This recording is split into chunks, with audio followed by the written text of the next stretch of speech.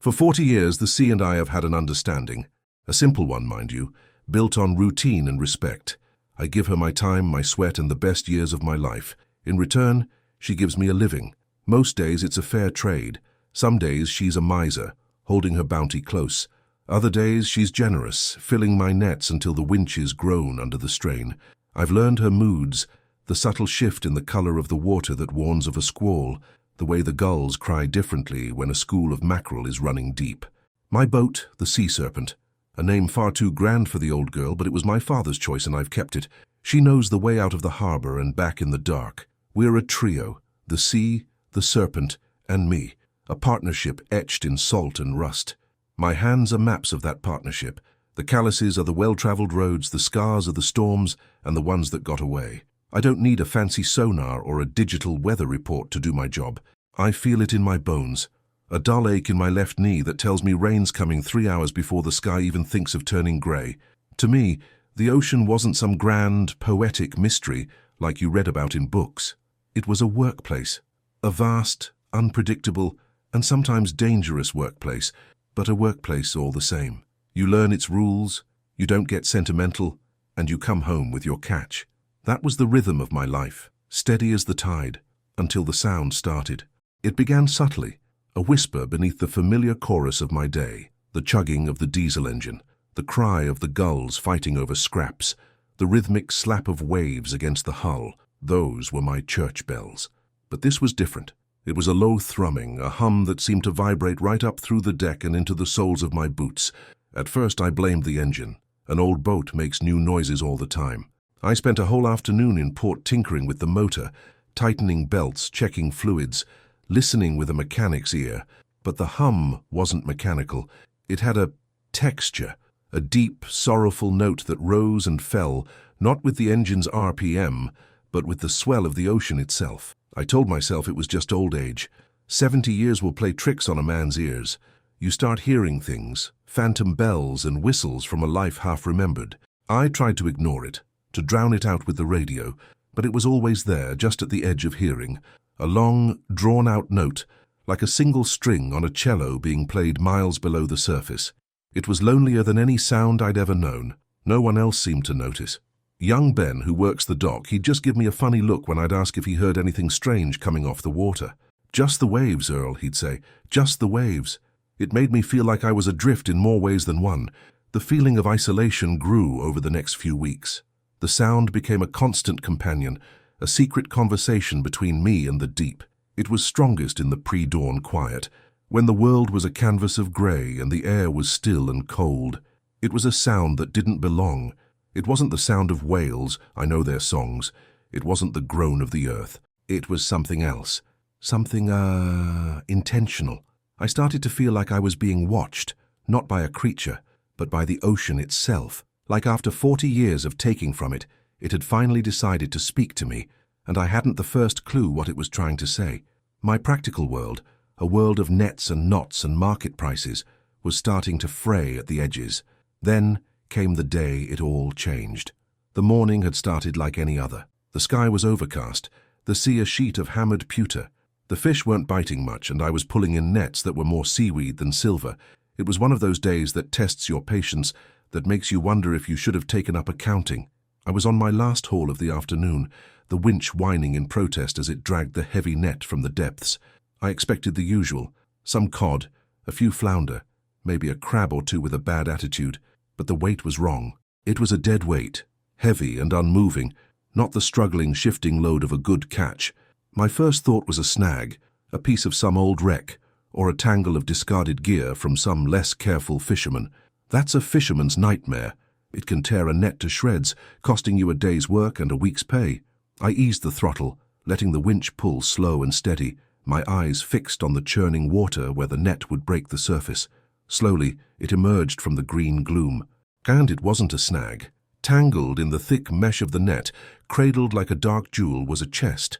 It wasn't large, maybe 3 feet long and half as wide, but it commanded the entire deck. The wood was a deep, waterlogged black, almost petrified, yet there wasn't a splinter of rot on it.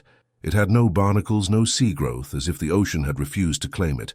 Strange, swirling patterns were carved into its surface, patterns that looked less like a design and more like a map of currents and eddies, and running all along the lid, sealing it shut, was a thick, unbroken line of dull, greyish wax. I cut the engine. The sudden silence was deafening, broken only by the lapping of water against the hull and the distant cry of a lone gull. In that silence, I realized something else. The hum, the sad, deep sound that had haunted me for weeks, was gone. The air was utterly, completely still. I stood there for a long time, just staring. My mind, a tool sharpened by decades of practical problems, was useless. This chest didn't make sense. Anything made of wood that had been in the sea for more than a few years should be waterlogged, splintered, a home for crabs and worms. This looked preserved, like it had been dropped into the water only yesterday, yet it felt ancient, radiating a cold that had nothing to do with the temperature of the water. Carefully I worked it free from the nets, my fingers tracing the strange carvings. They were smooth, worn down by time, yet distinct. I tried the lid. It was sealed tight, the wax as hard as stone. I dragged it to the center of the deck, the wood scraping faintly against the boards. It was heavier than it looked, a solid, unyielding weight. What was inside? Gold? Pirate treasure? The logical part of my brain scoffed at the idea. Such things were for children's stories. This was likely just a seaman's old tool chest, fallen from a ship a century ago, its contents long since turned to mud. But another part of me, a part I thought had withered and died long ago, felt a spark. It was curiosity, a deep, burning need to know. This chest felt different. It felt important. It was the answer to a question the sea had been asking me, a question I was only just beginning to understand. As the sun began its slow descent, painting the clouds in shades of orange and violet, I sat on an overturned bucket, watching the box. The partnership had changed. The sea had given me something other than fish. It had given me a mystery, and I knew, with a certainty that chilled me to the bone, that my quiet, predictable life was over. The sea had finally told me a secret, and now I had to learn its language. I managed to get the chest from the sea serpent to my little cottage under the cover of darkness. Didn't want any prying eyes or questions I couldn't answer. "Evening, Earl. Good haul?" Ben had called from the dock office. I just grunted and waved, pulling the tarp tighter over the shape in my wheelbarrow. That night the chest sat on the braided rug in front of my cold fireplace, dominating the room. It was a piece of the deep ocean right here in my house, and it seemed to suck all the warmth and familiar comfort out of the air. The cottage, which had fit me like a well-worn oilskin coat for 30 years, suddenly felt small and strange, like I was a guest in someone else's home. My obsession with it grew like a weed. Sleep offered little escape. When I did manage to drift off, my dreams were filled with a dark, churning emptiness and the faint echo of that sorrowful hum. During the day I became a man possessed. A crowbar was my first port of call. I wedged the tip into the seam, put my back into it, and was rewarded with nothing but a strained muscle and a deep gouge in the ancient wood. The wax seal didn't even chip. It was like trying to pry open a solid block of granite. I tried hammers, chisels, even a drill. The tools either skittered off the surface or broke. The chest was impenetrable, a perfect, self-contained secret. My work suffered. I'd take the serpent out, but my heart wasn't in it. My eyes would drift from my lines, scanning the waves, half expecting, what?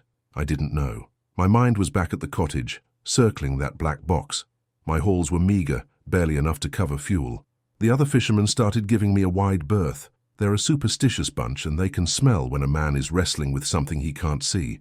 They saw the distraction in my eyes, the way I'd stop mid-sentence and tilt my head, listening for a sound that wasn't there, because the sound had returned.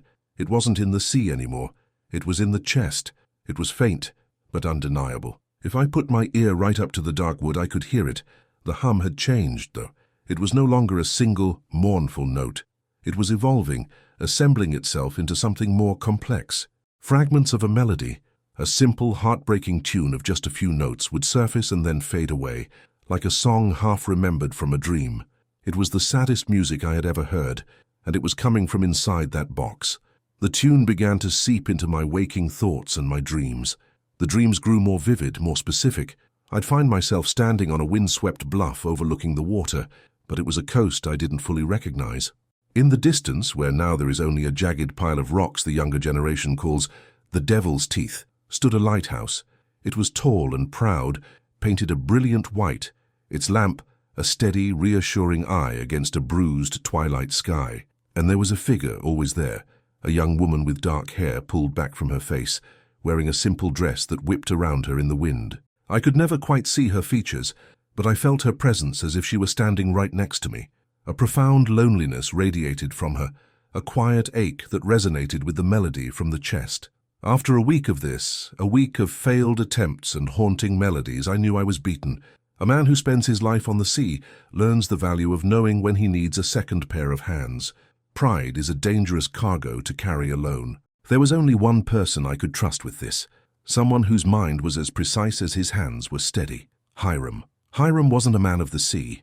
He was a man of tiny gears and delicate springs, a retired watchmaker who now spent his days cataloguing the town's history in a workshop that smelled of oil, old paper, and time itself. He saw the world not as currents and tides, but as an intricate mechanism, and he believed that anything made by man could be unmade by man. I found him hunched over a cluttered workbench, a jeweler's loop fixed to his eye, performing some delicate surgery on the innards of a tarnished pocket watch.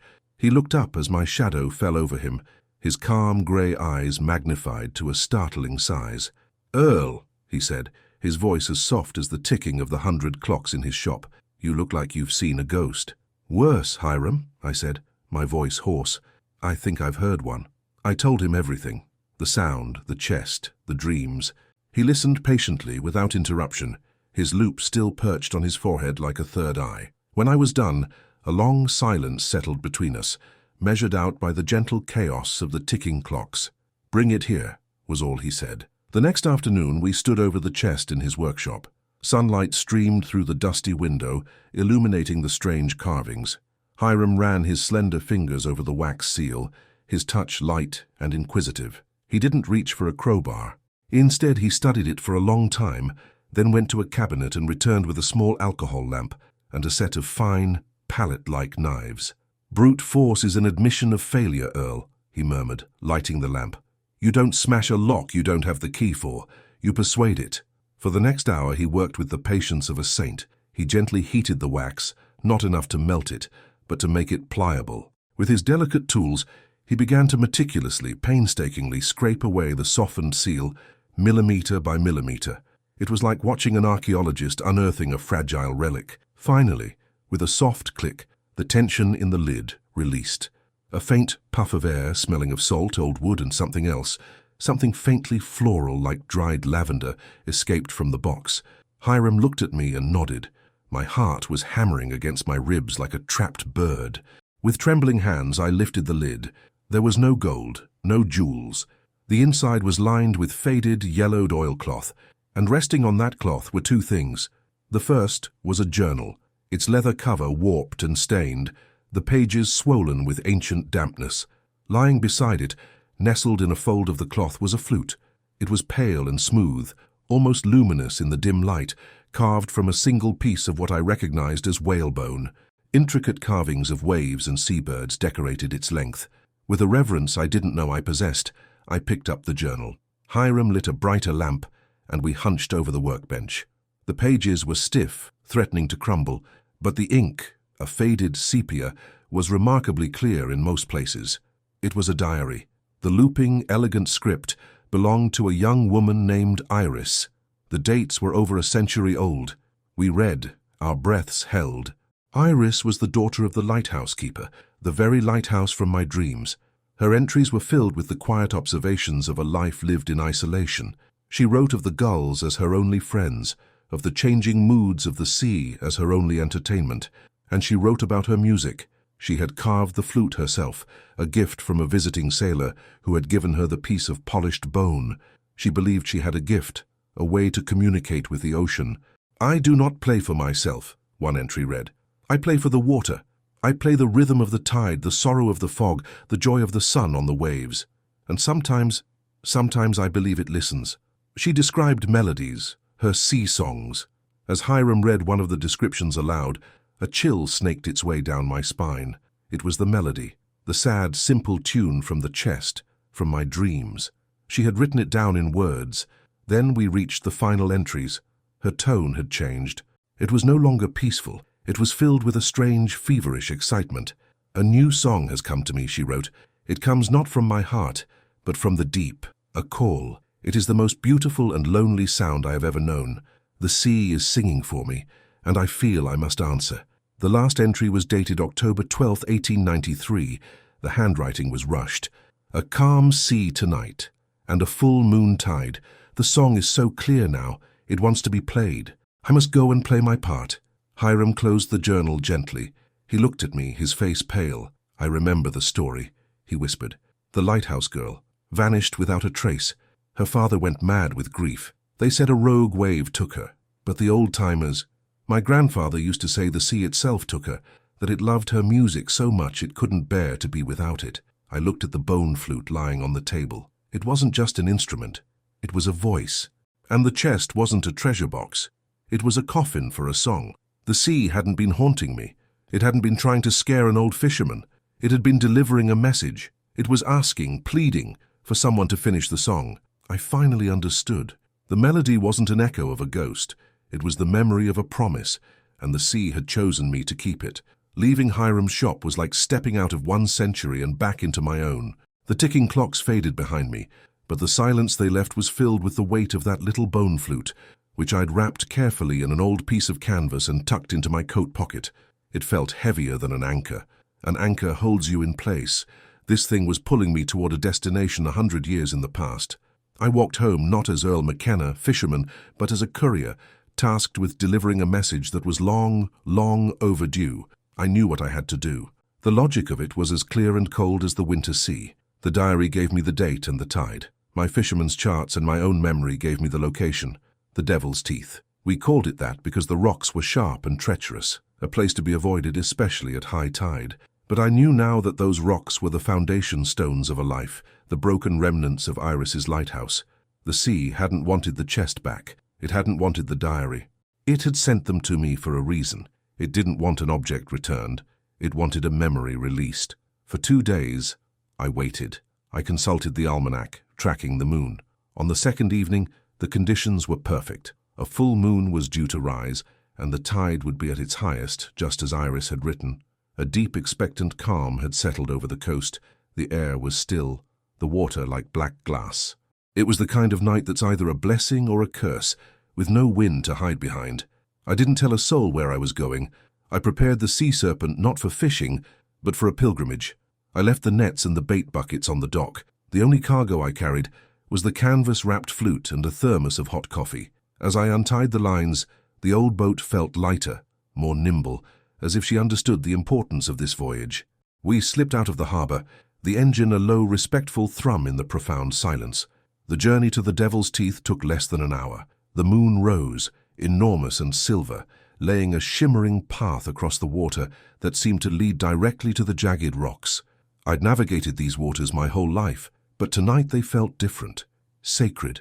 The sea wasn't just water, it was a stage, waiting for the final act of a play that had been interrupted long ago. When I reached the spot, I cut the engine. The silence that rushed in was absolute. It was a listening silence. The sea serpent drifted gently on the swell. Her bow pointed toward the rocks where the lighthouse once stood. I could almost see it there, a ghostly outline against the star-dusted sky, could almost see a lone figure standing on the bluff. The water around the hull was eerily still. The sea was holding its breath. I stood on the deck for a long time, the cold night air seeping into my bones. This was it. I reached into my coat and unwrapped the flute. The bone was cool and smooth in my rough hands, seeming to hum with a faint energy of its own. I looked at my fingers, thick, calloused, scarred by hooks and lines and years of hard labor. They were hands made for hauling nets, for gutting fish, for mending engines. They were not the hands of a musician. What was I thinking? An old fool on a fool's errand, about to make a fool's noise in the middle of the ocean. Doubt washed over me, cold and sharp. But then I looked out at the water, at the patient, silent expanse of it all. This wasn't about being a musician. This wasn't a performance. This was an answer, a reply to a call I'd been hearing for weeks. It was about keeping a promise made by a girl I'd never met to a force I'd only just begun to understand. Taking a deep breath of the salt, sharp air, I brought the flute to my lips. My first attempt produced nothing but a hollow, airy whistle, the sound of my own failure. I almost gave up then and there, but I closed my eyes, and in the darkness, I heard it. the melody, the sad, simple tune that had woven itself into my dreams. I didn't have to remember it. It was already a part of me. I tried again. This time I didn't force it. I just breathed. And a note emerged, clear and pure, hanging in the night air like a new star. It was hesitant at first, then stronger. I let the melody guide my fingers, let the sea's memory flow through me. The song poured out over the water, the tune Iris had called her answer to the deep. It was a song of solitude, of a quiet life spent watching the horizon. It was a song of love for the vast, powerful, and lonely entity that was her only companion. And as the final notes rose, the melody shifted, becoming something not just sad but accepting. It wasn't a lament anymore. It was a lullaby, a farewell. I played until the song felt finished, until the air in my lungs was spent. The last note hung in the air, echoing over the glass-like water before dissolving into the vast silence. And then it happened. Not a great wave or a flash of light. Nothing so dramatic. It was a change I felt more than saw. A gentle sigh seemed to ripple across the surface of the water. The oppressive weight, the ancient sorrow that had clung to this place, simply lifted. The air felt clean. The profound loneliness that had radiated from the depths was gone, replaced by a deep and abiding peace. It was the feeling of a story finally being told to its end, of a question finally receiving its answer. The sea had held onto that last song for a century, waiting for someone to play it, to bear witness. I lowered the flute, my hand trembling slightly. I had not returned a treasure. I had not appeased a ghost. I had given a memory its voice, and in doing so, had set it free. The journey back to port was different. I felt a quiet companionship with the water that I had never known. The sea was no longer my workplace, my adversary, my provider. It was my confidant. We had shared a secret, a story. The low thrum of the Serpent's engine was the only sound, a steady rhythm against the new peaceful silence of the ocean. When I docked the boat, the harbor was asleep. I tied the lines with a practiced, steady hand, my movements sure and calm. I tucked the whalebone flute back into my coat. Its job was done, but I would keep it as a reminder that even after a lifetime on the water, you can never assume you know all its secrets. I walked back to my little cottage, and for the first time in weeks it felt like home again. I knew I would sleep soundly that night, without dreams of lighthouses or sorrowful melodies. My part in the story was over. I had spent 40 years taking from the sea. On this night I had finally given something back. Sometimes the greatest treasures the sea gives up are not gold or jewels, but the stories it holds. True listening is not about hearing words, but about understanding the silence and the memories that lie beneath the surface. I've got 1,000 more stories etched into my memory by the salt and the sun. Subscribe now, and you won't miss a single one.